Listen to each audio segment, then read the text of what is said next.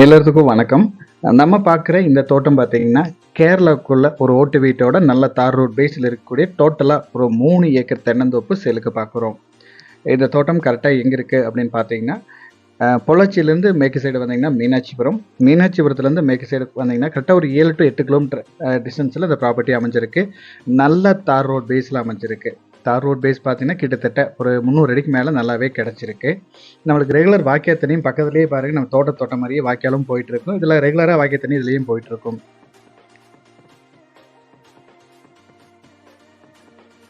தோட்டம் பார்த்தீங்கன்னா, நல்ல ஒரு பராமரிப்பில் ரொம்பவே அருமையாக வச்சுருக்காங்க. கரெக்டாக தோட்டத்தில் உள்ள பார்த்தீங்கன்னா, ஒரு ஓட்டு வீடு, ஒரு கிச்சன், ஒரு பெட்ரூம் ஹாலோட ஒரு பெரிய ஓட்டு வீடு உள்ளே இருக்குது. நல்ல நீட்டான வீடு, நம்ம வந்து போனால் தங்கறதுக்கு ஒரு சூப்பரான வீடு. பக்கத்துலேயே ஒரு மாட்டு செட்டும் இருக்குது. நம்ம மாடும் கட்டிக்கலாம், இல்லை வண்டிகள் பார்க் பண்ணுற மாதிரி இருந்தால் பண்ணிக்கலாம். ஒரு பெரிய பலாமரம் ஒன்று இருக்குது, கொய்யா மரம், மாமரம் இப்படி நிறைய உள்ள வச்சுருக்காங்க. பலாமரமும் நல்ல ஈல்டல் இருக்குது.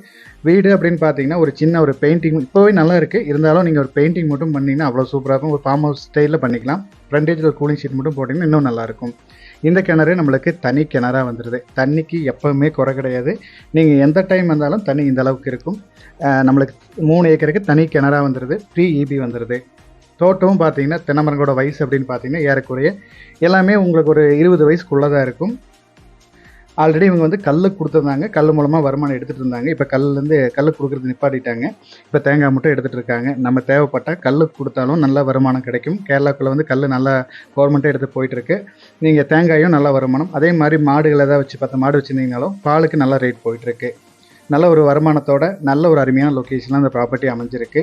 இந்த தோட்டத்தோட ரேட் பார்த்தீங்கன்னா, ஏக்கர் வந்து 60 லட்சம் ரூபாய் கேட்குறாங்க.